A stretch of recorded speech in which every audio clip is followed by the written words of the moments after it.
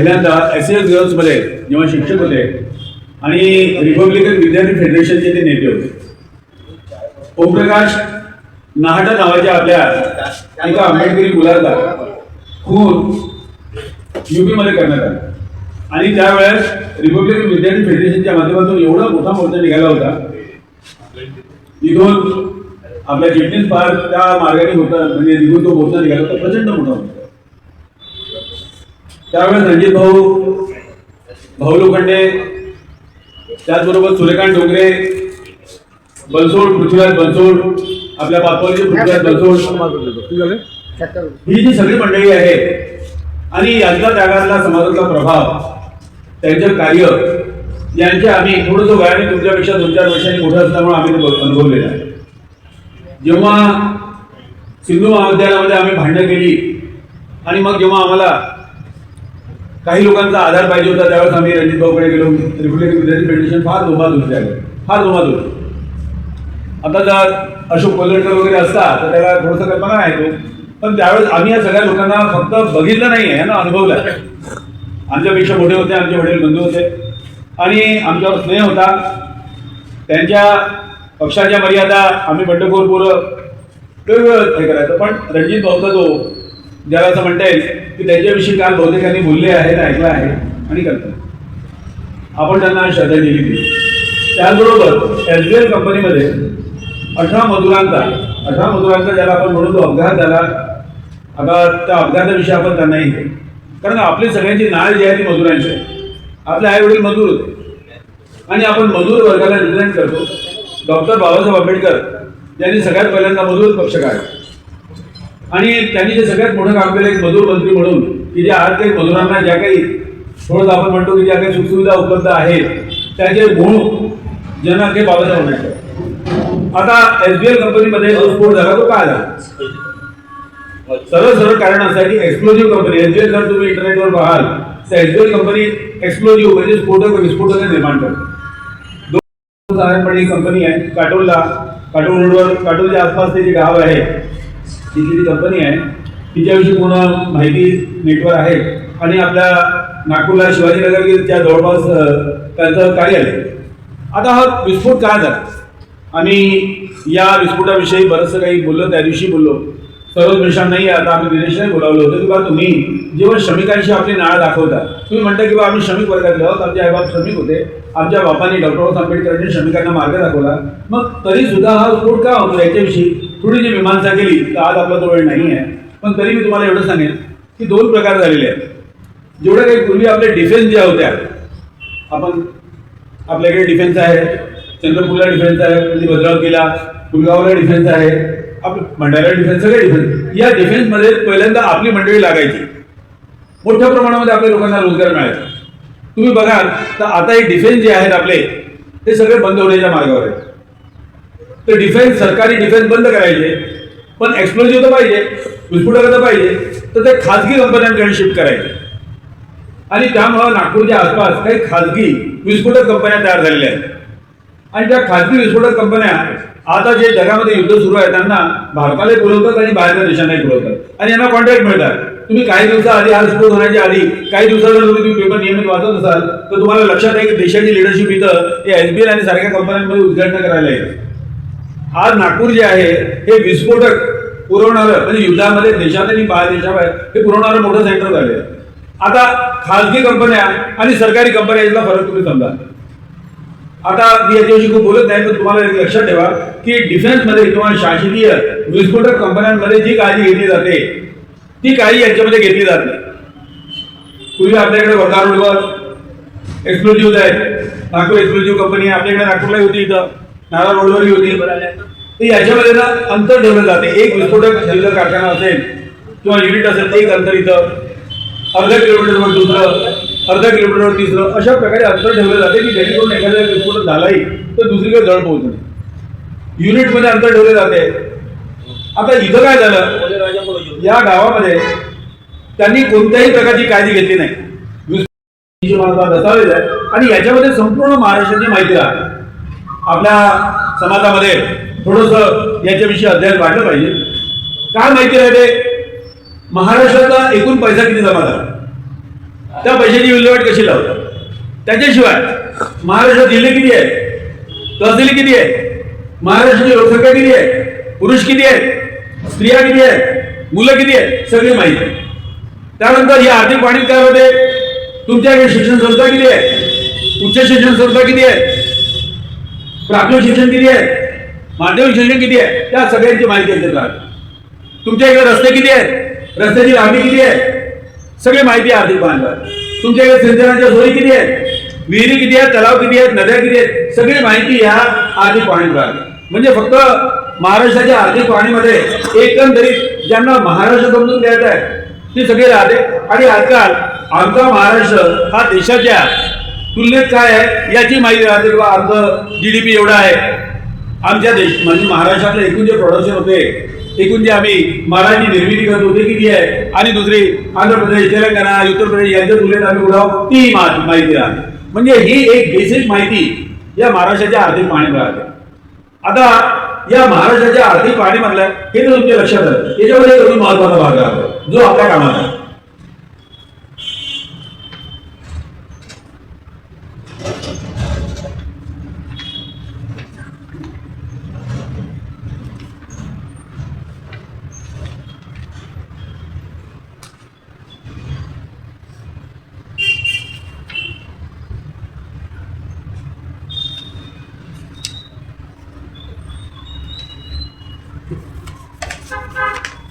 या आर्थिक पाहणीच्या पेज क्रमांक 248 वर एक सामाजिक न्याय याची माहिती. ही माहिती आपल्या दृष्टीने फार महत्त्वाची. आता याच्यामध्ये यांनी हा सामाजिक न्याय देण्याची जी गोष्ट केलेली आहे, अर्थात हे आकडे त्यांचं असं म्हणणं आहे की हे जे आकडे आहेत हे डिसेंबर पर्यंतचे आहेत. आम्ही जानेवारी, फेब्रुवारी आणि मार्च बजेट 3 महिने वगैरे आहेत, पण बाकी त्यांनी माहिती आपण हे गृहीत धरून मग बजेट तयार होते हीच माहिती आपली बरोबर आहे. आणि या माहितीमध्ये एक महत्वाची माहिती आहे किंवा शेड्यूल कास्टला जे पैसे देण्यात आले त्यातले किती आवंटित करण्यात आले होते आणि किती खर्च करण्यात आला. साधारणपणे सिरसाट साहेबांचं म्हणणं आहे की गेल्या वर्षी आम्हाला साधारणपणे 25,000 कोटी आम्हाला मंजूर झाले होते. आदिवासींना 23,000 कोटी मंजूर झाले होते. यावर्षी वाढले, आता वर्षी 27-28 झाले, म्हणजे 2,000 कोटी वाढले पण गेल्या वर्षी. पण याच्यामध्ये जी माहिती दिली आहे ती फार महत्वाची. याच्यात काय म्हटलेलं आहे, अनुसूचित जाती घटक कार्यक्रम म्हणजे शेड्यूल कंपोनंट प्लान अंतर्गत क्षेत्रनिहाय प्रस्तावित निधी व झालेला खर्च. आता हा अत्यंत महत्वाचा याच्याकरता आहे की याच्यातून आपल्याला खरी माहिती मिळते. आता तो काय म्हणतो, याच्यामध्ये 2 प्रकारच्या योजना होत्या, राज्यस्तरीय योजना आणि जिल्हास्तरीय योजना. साधारणपणे 250-300 योजना आहेत. मी एक पुस्तक काढलेलं आहे महाराष्ट्राच्या म्हणजे मागासवर्गीयांची विकास योजना, त्याच्यावर तुम्हाला डिटेल्स मिळतील. आता याच्यामध्ये राज्यस्तरीय योजनेकरता आणि जिल्हास्तरीय योजनेकरता किती आवंटन झालं होतं. प्रस्तावित निधी गेल्या वर्षी आपल्याला निधी प्रस्तावित झाला होता 19,685. 19,000 कोटी हा निधी प्रस्तावित आहे. आता याच्यापैकी खर्च किती झाला, महत्वाचा आकडा 5,423 खर्च. हे डॉक्युमेंट आहे जे आपल्या समाजाचा आर्थिक दाखवते आपल्याला. किंवा गेल्या वर्षी आपल्याला निधी जो आवंटित झाला होता तो 19,685 कोटी आणि त्यांच्यापैकी राज्यस्तरीय योजनांमध्ये खर्च झाला 5,426 कोटी. दुसरं जिल्हास्तरीय योजना. जिल्हास्तरीय योजनेमध्ये आपल्याला 3,000 कोटी प्रस्तावित निधी होता, 3,000 कोटी आणि त्याच्यापैकी खर्च झाला 808 कोटी. म्हणजे आपण जे बघा गणित लावलं किंवा आपल्याला साधारणपणे 25-26,000 कोटी मिळाले आणि त्या 25-26,000 कोटींपैकी महाराष्ट्राची आर्थिक पाहणी हे गव्हर्नमेंटचं डॉक्युमेंट आहे. किंवा याच्यापैकी आपल्या विकासावर किती खर्च झाला हे 5,400 5.5 आणि 8 आपण याला किती चांगलं 6,000 कोटीच्या वर खर्च नाही झाला. मूळ मुद्दा काय, आता हे बजेट बघितलं, बजेटचं भाषण बघितलं किती पर्सेंट आहे, पण मूळ मुद्दा आहे की गेल्या वर्षी जर तुम्हाला साधारणपणे सिरसाटांच्या म्हणण्याप्रमाणे 25,000 कोटी मंजूर झाले असतील आणि आता फडणवीसांच्या म्हणण्याप्रमाणे तुम्हाला 70-70,000 कोटी मध्ये झाले असतील, ते याच्यापैकी खर्च किती होईल. हा अर्थ आहे आपल्या समाजाच्या जागृतीचा अर्थ आहे की आपल्या समाजातले जेवढे बोलघेवडे आमच्या सहित जेवढे बुद्धिजीवी आहेत त्यांना या समाजाच्या विकासाची काही घेणं देणं नाही. नाहीतर ही एवढी मोठी माहिती 2 दिवसाआधी सरकारी वेबसाईटवर उपलब्ध आहे की तुमच्या विकासासाठी किती पैसा आवंटित झाला आणि किती खर्च झाला, तरी आपण गप्पा का आहोत? काय गप्पा आहोत? त्याचं कारण असं आहे की समाजाच्या विकासाच्या गप्पा मारणं बाबासाहेब आंबेडकर, महात्मा ज्योतिबा फुले, तथागत बुद्धांनी सांगितलेला समानतेचा, विश्वधर्म, आम्ही सगळे समानता, स्वातंत्र्य, बंधुत्व आणि काय काय ज्या गोष्टी आपण करतो. एखाद्या कोणालाही बोलवा तो सुरू करेल वक्ता बरोबर बापा बापा बापा, समता, स्वातंत्र्य, बंधुत्व, संविधान, न्याय आणि काय काय. आणि हे आहे खरं चित्र, हे खरं चित्र आहे आणि गव्हर्नमेंटचे डॉक्युमेंट आहे. याच्यावर बोलण्याचं काहीच कारण नाहीये, वादविवाद निर्माण करायचं कोणतंच कारण नाहीये. एकंदरीत समाजाचा विकास ही जी आपली जी संकल्पना आहे ना ती आता आपल्याला बदलावं लागेल. जोपर्यंत तुम्ही पैशाचा विचार करणार नाही तोपर्यंत या समाजाचा विकास होणार नाही, तुमच्या पोरांना नोकऱ्या मिळणार नाही, तुमचं शिक्षण होणार नाही आणि तुमचा विकास करत राहील जे 2-4 लोक जे नोकऱ्यांवर होते, ज्यांना पेन्शन भेटली, त्यांची फक्त सुबत्ता. आमच्यासारखे 2-4 लोक त्यांचे पोरं फॉरेनला गेले, त्यांचा विकास म्हणजे समाजाचा विकास हे तुम्हाला समजावं लागेल. पण जर तुम्ही खरा विकास बघाल तर महाराष्ट्राच्या आर्थिक पाहणीमध्ये शेड्यूल कास्टचं दारिद्र्य हे जे सगळं आहे. महाराष्ट्राचं दरडोई उत्पन्न, एका माणसाचं उत्पन्न जे 3 लाखाच्या वर गेलं, 3 लाख रुपये दर वर्षाच्या वर गेलं ते दिलेलं आहे. पण त्याचबरोबर ते दिलेलं आहे की गडचिरोली, नंदुरबार सारख्या जिल्ह्यांमधलं, आदिवासी जिल्ह्यांमधलं माणसाचं दरवर्षी उत्पन्न तेही दिलेलं आहे. गडचिरोलीचा माणूस गरीब आहे. आम्ही सगळे नेहमी मुंबईशी संपर्क असणारे, नागपूरचा माणूस थोडा सरळ आहे कारण काय शहर आहे.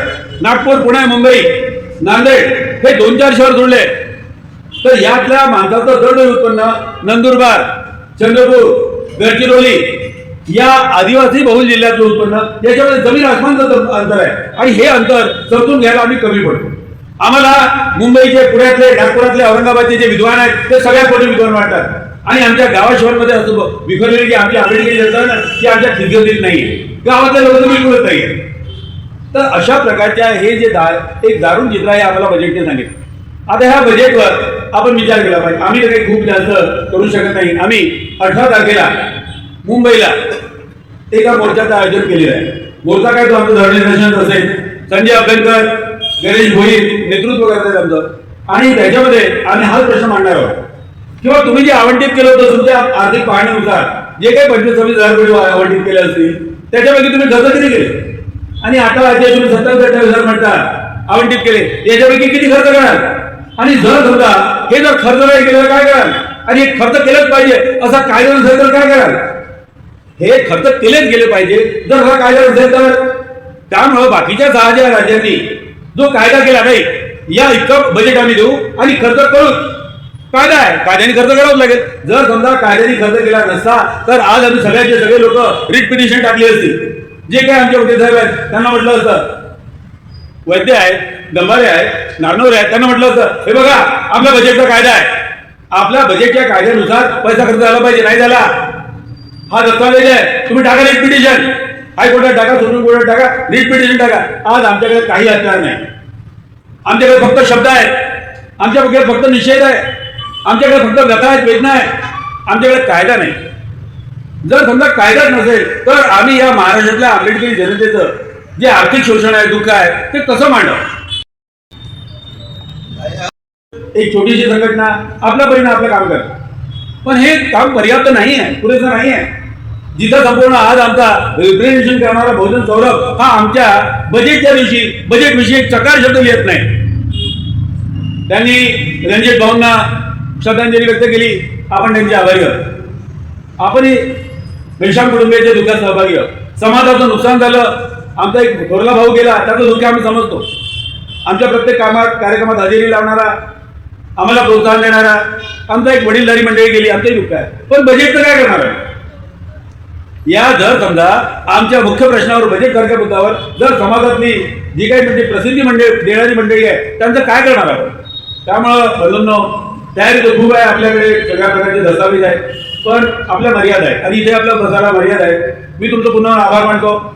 आपण आमचे 2 शब्द ऐकून घेतले, आमच्या भेदाभेदामध्ये सहभागी झाले, मी आपला आभारी आहे. आणि बजेटविषयी जर काही प्रश्न असतील तर त्याचं स्वागत आहे. विषय आहेत काय, अनेक मुद्दे आता ते अर्थात आर्थिक चर्चेच्या मुद्दे जे आहेत ते मी इथं टाळतो, कारण की आकडेमोडीमध्ये बऱ्याचशा लोकांना याचा बोध होत नाही. पण आता मुद्दा हा आहे की बाई एवढे पैसे देण्यात आले, हा एक मुद्दा आपल्या लक्षात आला. तो आपल्या पर्सेंटेज प्रमाणे आहे काय, लोकसंख्येच्या प्रमाणात आहे काय, तो एकूण कायद्याप्रमाणे आहे काय, आणि हा जो पैसा देण्यात आला याच्यामुळं शेड्यूल कास्ट जे अत्यंत गरीब आहेत, दरिद्री आहेत, अशिक्षित आहेत, बेरोजगार आहेत, यांना सर्वसामान्य लोकांच्या बरोबरी मिळाली, कारण की संविधानाची समानता म्हणते. तर बाकीच्या समान आणण्याकरता पुरेसा आहे काय, आणि जर हा पुरेसा नसेल तर अनुसूचित जाती जमातीचे लोक किती वर्ष मागे राहतील, हे वेगळे प्रश्न. या प्रश्नावर चर्चा होईल, केली पाहिजे, आपण करूया. पण याच्यापेक्षा मोठा गंभीर प्रश्न दुसरा आहे.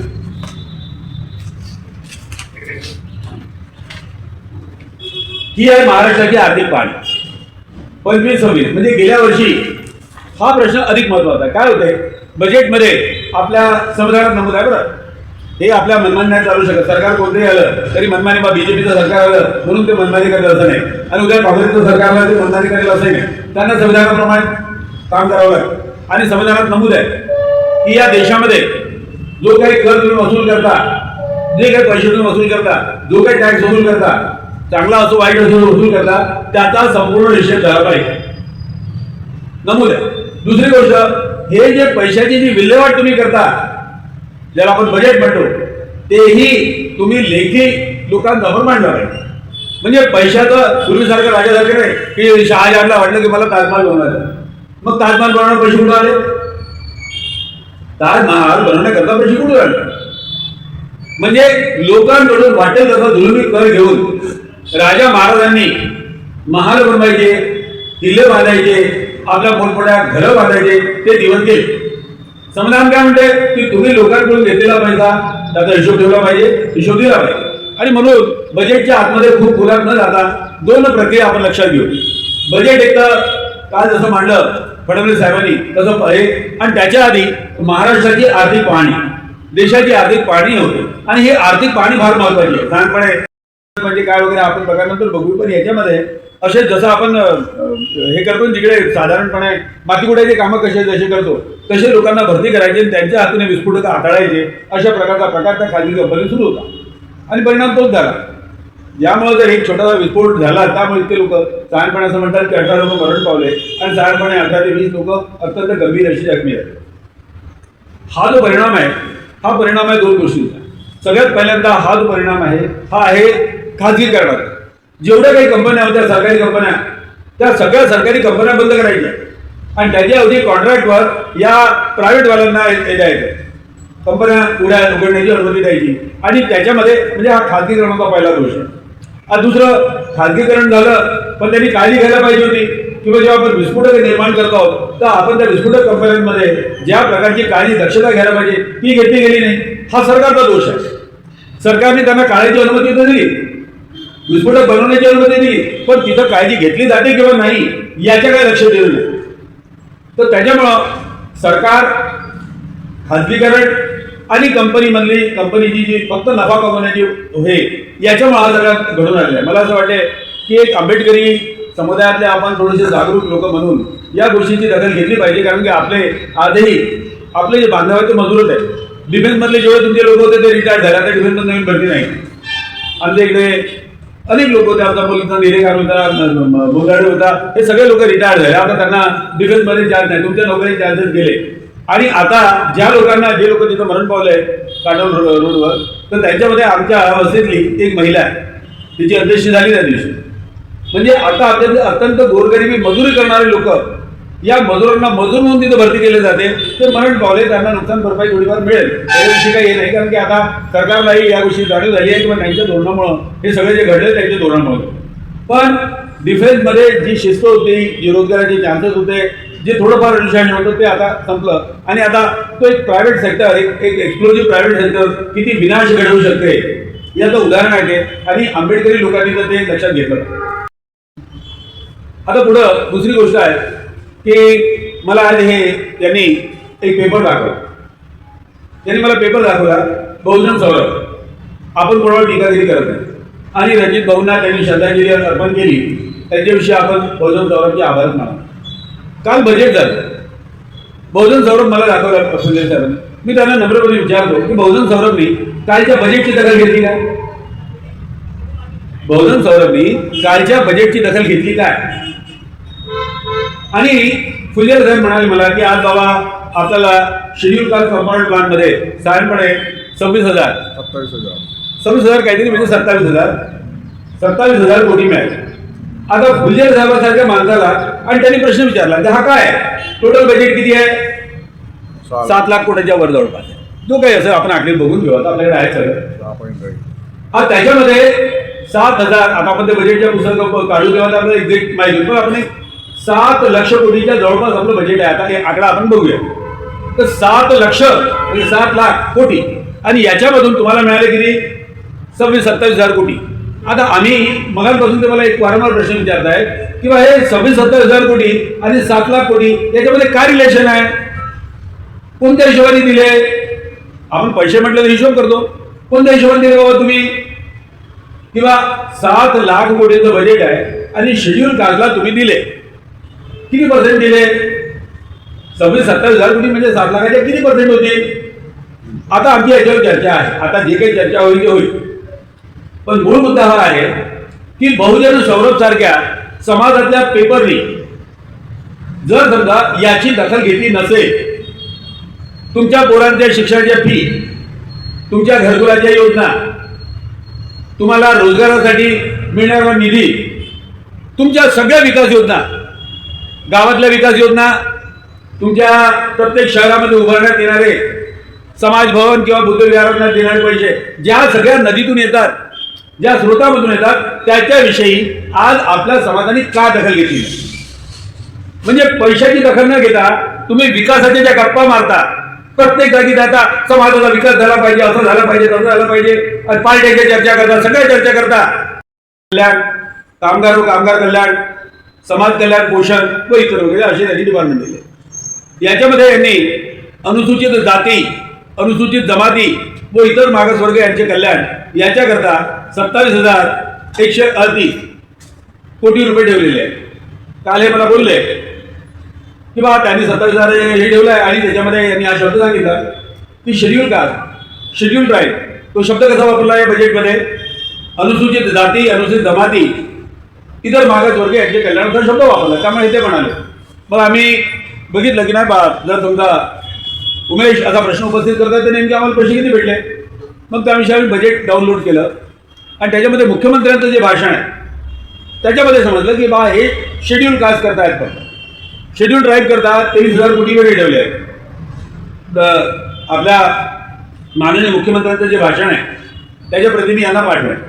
आता मूळ मुद्दा आहे की बा या 27,000 आपल्याला जो आकडा मिळाला इथं अनुसूचित जाती, अनुसूचित जमाती व मागासवर्गीयांचे कल्याण, त्यांचं असं म्हणणं आहे 27,138 कोटी आम्ही यांना देऊ.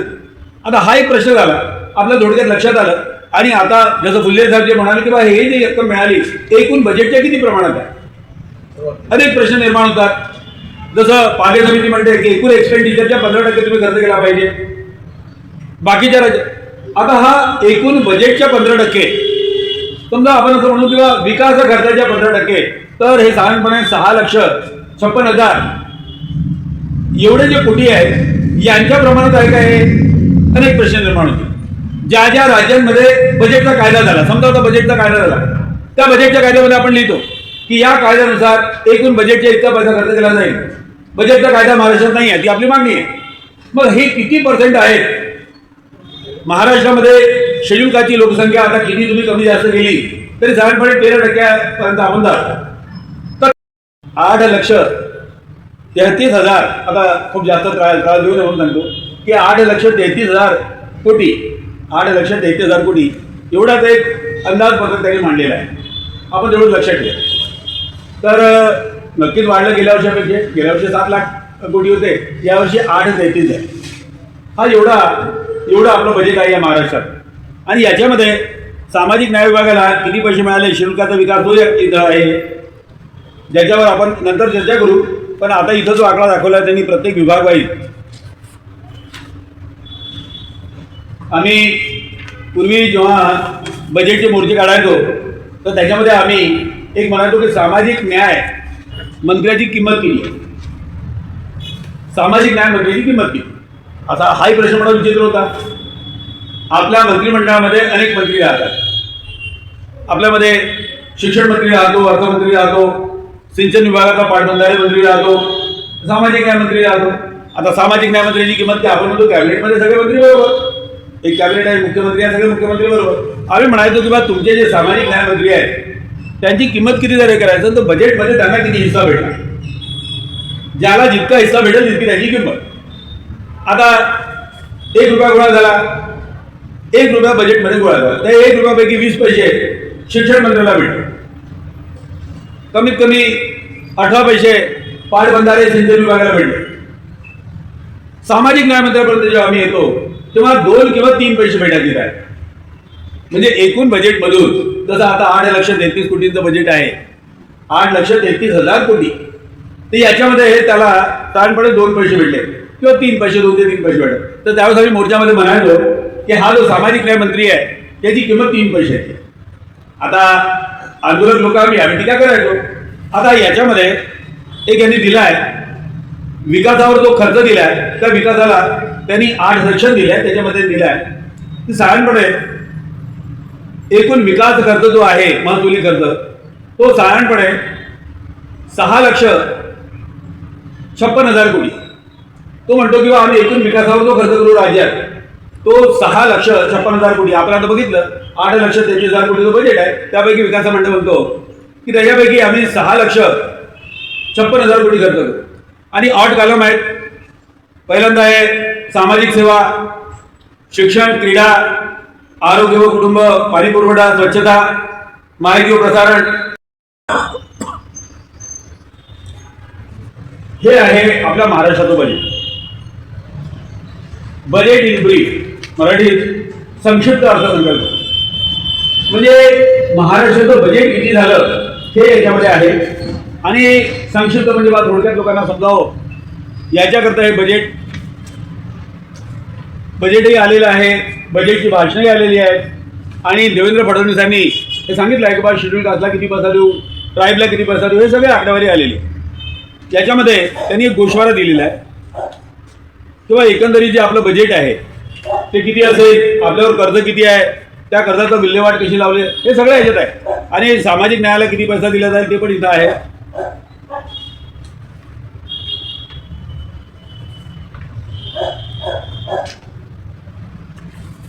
शिक्षण विभाग ज्याला असं म्हणता येईल किंवा अजून याच्यानंतर जेवढे डिपार्टमेंट आहेत आपले, समाज कल्याण आहे, आदिवासी विकास आहे, महिला बाल विकास आहे, या सगळ्यांना किती पैसा दिला जाईल याचे एक विस्तृत विवरण याच्यामध्ये आहे. रुपया येतो कसा आणि जातो कसा हे सुद्धा इथं आहे. याच्यामध्ये 1-2 गोष्टी आपल्याला लक्षात ठेवायच्या, जास्त खूप काही कठीण नाही आहे, कोणालाही समजते. आता जर समजा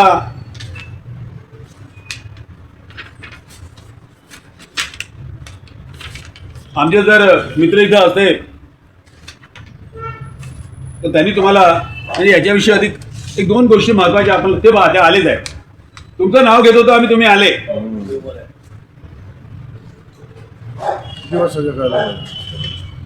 किती वर्ष जगाचा आहे? 100 वर्ष जगा. अच्छा आहे का?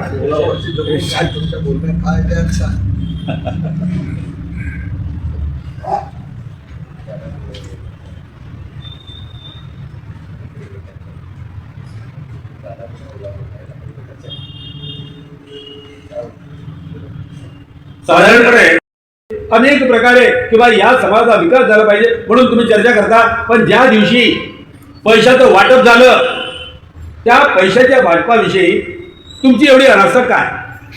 आणि तरी तुम्ही सगळे म्हणता की आम्ही बाबासाहेब आंबेडकरांच्या समाजाला पुढे घेऊन जाऊ. आंबेडकर चळवळीचं काय होईल, आंबेडकर चळवळीचं असं झालं, आंबेडकर चळवळीचं तसं झालं. मुख्यपणे पैशाची गोष्ट विसरून पैशाच्या गोष्टीकडे लक्ष न देता तुम्ही कोणत्या प्रकारचा विकास घडवणार? फक्त गप्पांचा विकास, 4 चौघात जिथेही आम्ही एकत्रित झालो, पानठेल्यावर एकत्रित होतो, चहाच्या टपरीवर एकत्रित होतो, कुठल्याही सार्वजनिक कामात एकत्रित होतो, आमच्या चर्चा अविश्रांत चर्चा चालतात. आणि कोणत्या बाबींवर चालतात? पैसे सोडून, पैशाचा प्रश्न सोडून. आता कमीत कमी आम्हाला एक नेता मिळाला जो म्हणतो किंवा आम्हाला एवढे मिळाले, हे एवढंच का मिळालं एक प्रश्न उपस्थित केला नाही. म्हणजे आमचा वाटा किती होता, आम्हाला मिळालं किती? कमीत कमी एखाद्या व्यक्तीच्या मनामध्ये डोक्यामध्ये प्रश्न ते निर्माण झाला. आता आम्ही आजच्या बैठकीकरता बरीच तयारी केली. आम्हाला आमच्या पवन मिश्रांचा फोन आला.